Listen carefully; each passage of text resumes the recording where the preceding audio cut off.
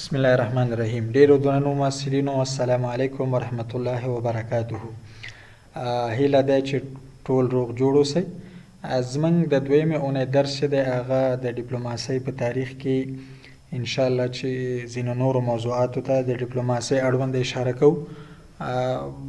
موضوع چې دی هغه لومړنی جنګ او ډیپلوماسي ده چې د جنګ او ډیپلوماسۍ ترمنځ څه رابطه شتون لري او که نه، آیا د جنگ په دوران کې ډیپلوماسي کارول کیږي او که نه کارول کیږي په کم شکل باندې وي. دا زموږ موضوع ده، انشاءالله په دې باندې بحث کوو. بله موضوع چې ده هغه ډیپلوماسي هدف دی او که روش دی. مخکې موږ په تعریفونو کې یادونه وکړه ډیپلوماسي روش دی، نو دا روش څه لپاره دی او په دې کې څه توپیرونه شتون لري د هیوادونو ترمنځ، په دې باندې انشاءالله په مفصله توګه بحث کوو. بله موضوع چې ده هغه ډیپلوماسي او خارجي سیاست ترمنځ اړیکې دي، چې خارجي سیاست او د ډیپلوماسۍ ترمنځ څه اړیکه او څه ارتباط دی. لکه موږ وویل چې ډیپلوماسي دا د خارجي سیاست پلي کوونکی دی، نو دواړو ترمنځ اړیکه او ارتباط څنګه ده، په دې باندې انشاءالله منطقي بحث کوو.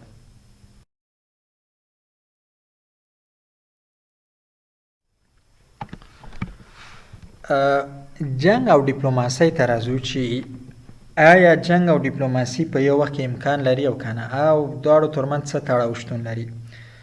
د پرنسیپ له مخکې موږ مخکې یادونه وکړه چې ډیپلوماسي مذاکره او سوله ییز حل لارې دي. نو کله چې د جنگ مفهوم رامنځته کیږي نو په دې معنی چې ډیپلوماسي شتون نه لري. نو په همدې اساس د پرنسیپ له مخې جنگ او ډیپلوماسي په یو وخت کې امکان نه لري، ځکه جنگ چې شروع شو نه معنا چې خبرې اترې مذاکرې ټول دا بې پایلې بې نتیجې ته ورسېد. دا پرنسیپ دی. اما ځینې نور علما په دې هم نظر دي، د استثناء ان ځینې علما داسې وایي چې د جنگ نه مخکې هم ډیپلوماسي وي او کله چې جنگ شروع کیږي نو هم ډیپلوماسي وي او د جنگ نه وروسته هم ډیپلوماسي شتون لري. په دې معنا چې کله مخکې نه مخکې یو هیوادونو ترمنځ شخړې او کشالۍ رامنځته کیږي نو دوی ځینې مذاکرات او خبرې اترې کوي چې دا په خپله عین حال کې ډیپلوماسي ده. او کله چې دا نتیجه نه ورکوي نو دلته جنگ شروع کیږي، نو د جنگ په دوران کې هم ډیپلوماسي وي. موږ او تاسو ګورو چې کله کله د دوو ښکېلو اړخونو ترمنځ په جنگ کې ځینې تحولات راځي، سیز فایر یا اوربند رامنځته کیږي. دا هم چې د ډیپلوماسۍ په اساس باندې کیږي. وروسته د جنگ نه وروسته هم ډیپلوماسي وي چې جنگ پای ته رسیږي نو بیرته همغه خبرو اترو ته جریان پیدا کوي، د جنگ آثار او نتایج ختمول. نو په همدې اساس علما په دې نظر دي چې جنگ په دوران کې هم ډیپلوماسي وي، خو دا شتون چې ده ډیر کمزوری دی. یعنی په هغه زور او قوت سره ډیپلوماسي نه وي، اما په ډیر ضعیف روحیه باندې ډیپلوماسي شتون لري. ځینې نور محدود سیاستمداران چې هغوی د ریالیستیک نظری پیروي کوي، دوی وایي چې جنگ د ډیپلوماسۍ د بریالیتوب وسیله ګڼي. نو هغه هیوادونه چې ابرقدرته دي نه ډیپلوماسۍ کې د زور او فشار یا د جنگ د یو وسیلې په توګه کاروي، چې د په همدې اساس باندې هیوادونه بیا مجبوره کیږي چې د هغوی غوښتنې ومني. نو دا د هغوی نظر دی چې دا هم تقریبا یو قوي نظر ګڼل کیږي چې په ډیپلوماسۍ کې کارول کیږي. ډیپلوماسۍ پورې اړوند یو بل مهم مطلب چې هغه موږ ډیپلوماسي چې دی په دوو نورو معناګانو هم کارول شو. یو ډیپلوماسۍ محدوده معنا او بل چې دی د ډیپلوماسۍ پراخه معنا دی، وسیع معنا دی. ډیپلوماسۍ محدوده معنا په څه باندې ده؟ ډیپلوماسي په محدوده معنا کله چې ډیپلوماسي په عرفي او سنتي شکل ترسره کېده دا محدود و. یعنی په لومړنیو په اوایلو کې ډیپلوماسي ډیره محدوده وه، او دا محدودیت په دې معنا چې د اړیکې یوازې د هیوادونو د شاهانو ترمنځ اړیکې وې، د هغوی ترمنځ اړیکه وه. کله به ازدواج کېده، کله به تحفو یا د ډالیو تبادله کېده. نو دا ډیپلوماسي ډیر په عرفي شکل باندې سنتي شکل باندې وه. یعنی دا ټول ملت سرنوشت پورې څه نه وه چې د ټول ملت به په دې کې داخل وي. او ډیپلوماسي د وخت په تیریدو سره د سنتي عرفي شکل نه د محدود نه پراخ مفهوم ته رامنځته شوه، چې کله دولتونه رامنځته شوه، نړیوالې اړیکې رامنځته شوې. 18 او 19 میلادي پیړۍ کې ډیپلوماسۍ ساحه پراخه شوه او دغه ډیپلوماسي بیا د پټې ډیپلوماسۍ نه ښکاره اولني ډیپلوماسۍ ته، یعنی دغه کم ډیپلوماسي چې وه دا اوسنۍ ملتونو ته ورانتقال شوه. نو اوسنۍ اړیکې چې دي دا د ملتونو اړیکې دي، نه د څو محدودو اشخاصو. نو که د یو ډیپلوماسي د یو هیواد چې دی دا د ټول ملت نمایندګي کوي او د ټول ملت ملي منافع په نظر کې نیول کیږي او دا منفعت چې دی دا شخصي منافع نه دي. نو په همدې اساس ډیپلوماسي په اوسنی وخت کې دا پراخ مفهوم لري، هر اړخیز مفهوم لري او د یو ملت ټول سرنوشت پکې ټاکل کیږي، د ملت ټول منافع په دې کې په نظر کې نیول کیږي.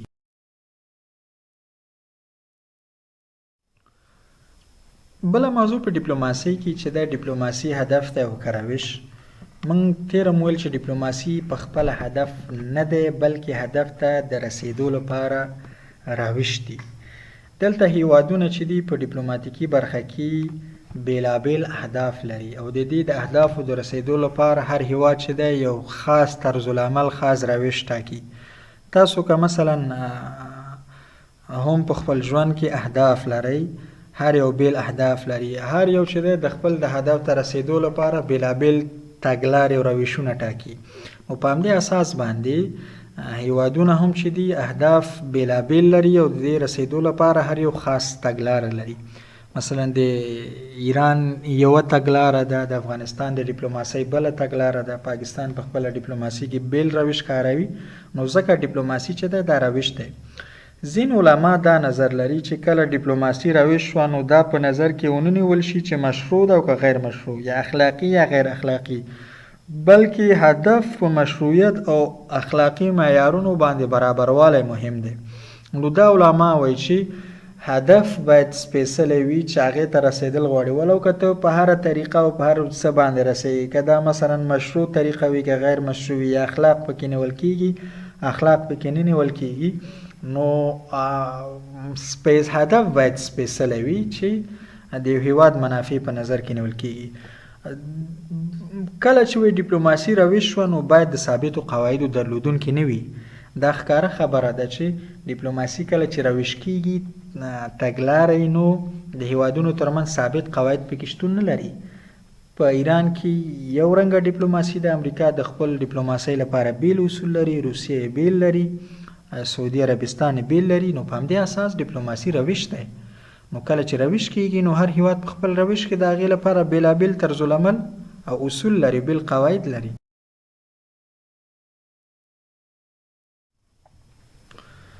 موږ په دې باندې بحث کوو چې ډیپلوماسي هدف دی او که روش. موږ ویل چې ډیپلوماسي روش دی. نو کله چې ډیپلوماسي روش کیږي نو روش شو یا تلنار او تګلاره شوه، نو دغه روش د زمان او مکان له حیثه هم بدلیدی شي، بدلیږي. مثلا که موږ یادونه وکړو چې د 19 میلادي پیړۍ ډیپلوماسي، د 20 میلادي پیړۍ ډیپلوماسي، د منځنیو پیړیو ډیپلوماسي، معنا دا ده چې د هرې پیړۍ د زمان او د مکان له حیثه څه لري؟ توپیر لري. نو په همدې اساس ډیپلوماسي روش ده. یا د مکان له حیثه موږ وایو چې د اسیا د لویې وچې ډیپلوماسي، یا د اروپا ډیپلوماسي، یا غربي ډیپلوماسي، یا اسلامي ډیپلوماسي، نو د مکان له حیثه هم څه لري؟ دا توپیر لري. ځکه ډیپلوماسي روش دی. د بیلګې په توګه که موږ د اشخاصو په نامه یاد کړو، مثلا د اشخاصو په حیث باندې د بوش یا د اوباما یا د اشرف غني ډیپلوماسي نه موږ وایو چې د بوش ډیپلوماسي یادونه کړو. تاسو به اورېدلي مطبوعاتو کې د پوټین ډیپلوماسي، د اوباما ډیپلوماسي، د غني ډیپلوماسي، د کرزي ډیپلوماسي. ډیپلوماسي ځکه روش دی نو هر سیاستمدار هم د شخص په حیث باندې د هغوی په سیاستونو او په روشونو کې توپیر شتون لري. که موږ یادونه کړو د افغانستان د ډیپلوماسي د پاکستان په هکله، تاسو به لیدلي چې زموږ روابط حامد کرزي په دوران کې د پاکستان سره ډیره داسې په نورمال شکل باندې روانو او د هند او د پاکستان ترمنځ یو تعادل په نظر کې نیول شوی. اما کله چې اشرف غني واک ته ورسېده نو د پاکستان او د هند ترمنځ په خارجي روابطو او ډیپلوماسۍ کې ډیر تغییرات رامنځته شوه. زموږ ډیری اړیکې د پاکستان سره وشلېدې. په مرز باندې، په ډیورنلینډ باندې ډیرې کشالۍ رامنځته شوې. په تورخم کې بارډ ګیټ ولګېده، پاسپورټونه منځته راغی او ډیرې ترینګلې وې. ځکه دلته موږ یادوو چې غني ډیپلوماسي نسبت د کرزي ته بدله وه او یا که د 19 میلادي یا د 20 میلادي پیړۍ. نو د ټولو دلایلو نه موږ داسې استنباط کولی شو ډیپلوماسي هدف نه دی بلکې روش دی او دا روش د هدف د ترلاسه کولو لپاره په بېلابېلو طریقو شکلونو سره استعمالیږي. زمونږ بله موضوع چې ده د ډیپلوماسۍ او خارجي سیاست ترمنځ څه اړیکې دي. په تعریف کې موږ وویل د ډیپلوماسۍ په تعریف کې چې د ډیپلوماسي چې ده دا د خارجي سیاست پلي کوونکی دی. نو دلته ډیپلوماسي په خپله د خارجي سیاست عملي کوونکی ګڼل کېږي. نو راځو چې د دواړو ترمنځ ارتباط څه دی. ځینې علما وایي چې ډیپلوماسي او خارجي سیاست د یوې سکې دوه مخه دي. معنا لکه یو سکه یا کم هغه اوسپنیز سکه به تاسو لیدلی وي چې په دوو مخونو کې بېلابېل څه نقشې وي چې د هغې نه یو سکه منځته راځي. نو دواړه چې دي یو بل سره لازم و ملزوم دي. په دې معنا چې ډیپلوماسي پرته له خارجي سیاست نه نیمګړی دی او خارجي سیاست پرته له ډیپلوماسۍ نه څه دی نیمګړی دی او عملي کېدی نه شي. دارنګه خارجي سیاست یوازې د کاغذ پر مخ پلان وي. کله چې دغه پلان عملي کېږي بیا دې ته ډیپلوماسي وایي. نو خارجي سیاست چې ده د سیاسي مشرانو لخوا خارجي هغه د هیواد ملي منافع په نظر کې نیولو سره هغه تګلاره ټاکل کېږي. کله چې دغه پلان پلان په کاغذ پر مخ باندې لیکل کېږي نو عملاً چې هغه په میدان کې اجرا کېږي دې ته ډیپلوماسي ویل کېږي چې هغه اهداف ترلاسه کېږي. لکه موږ که مثال ورکو د یو تعمیر لپاره کله چې انجینر غوښتل کېږي نو انجینر چې ده لومړنۍ نقشه جوړوي. نقشه دا نقشه په خپل ذات کې خارجي سیاست دی که موږ داسې مثال ورکو او بیا دغه نقشه چې عملي کېږي په ساحه کې نو عملاً تعمیر لاسته راځي نو دا په خپله نتیجه ترلاسه شي. دا په خپله موږ ډیپلوماسي دی. نو د همدې په اساس باندې د خارجي سیاست چې کوم اهداف عملي شکل باندې هغه هیوادونه ترلاسه کړي دي ته ډیپلوماسي ویل کېږي. د همدې په اساس باندې هدف ته رسیږي. نو موږ هم لومړی سیاست پیژنو بیا د سیاست ډولونو ورپسې خارجي سیاست او ډیپلوماسۍ ترمنځ اړیکه څېړو چې په کم شکل باندې چې دا په نورو سلایډونو کې تر موږ د خارجي سیاست او د ډیپلوماسۍ ترمنځ اړیکې په موضوع کې یو. د دې لپاره چې موضوع باندې ښه پوه شو په لنډ ډول باندې سیاست پیژنو. سیاست په لغت کې ښایسته کول، منظم کول، د حکومت چلاولو فن، اصلاح، تدبیر او د خلکو د امور اداره کولو ته دا لغوي معنا دی. د سیاست لپاره اصطلاحي تعریفات بېلابېل تعریفات ذکر شوي دي چې په دې کې یو تعریف د امام صاحب غزالي تعریف دی چې سیاست د خلکو اصلاح او د دنیا او آخرت په چارو کې خلکو ته مستقیم لار برابرول ته سیاست ویل کېږي.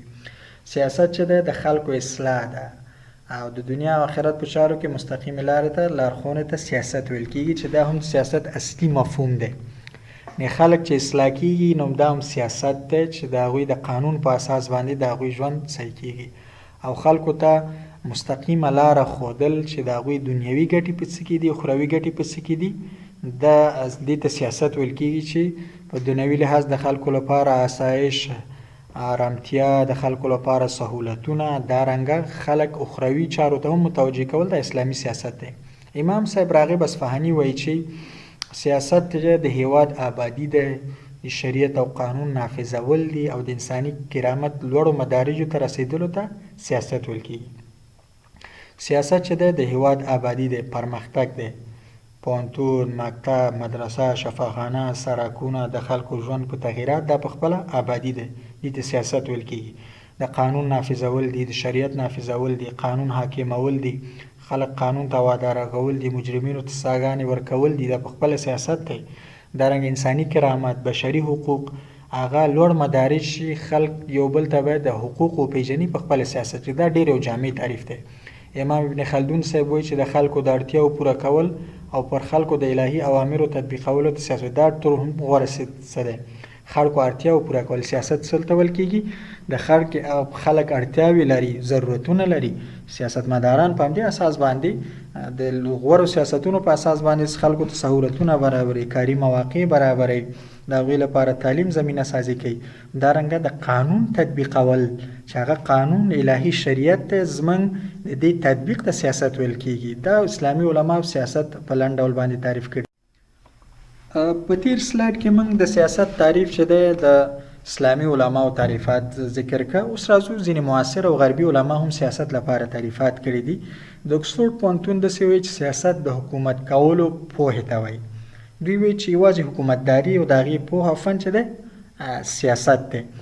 بلنچیری وایي چې سیاست هغه پوهه ده چې د بحث موضوع حکومت او سلطنت نظام جوړولي. نو د دې بلنچیری هم نظر ده چې حکومت څنګه جوړیږي، سلطنت څنګه کیږي، نظام څنګه جوړیږي، ادارات څنګه جوړیږي، دې ته سیاست ویل کیږي. دارنګه پروفیسور سیلی هم د سیاست تعریف کوي. هغه وایي چې سیاست د حکومت او دولت مسایلو مطالعه کول دي. په دې ټولو تعریفاتو کې د غربي علما چې دي سیاست یوازې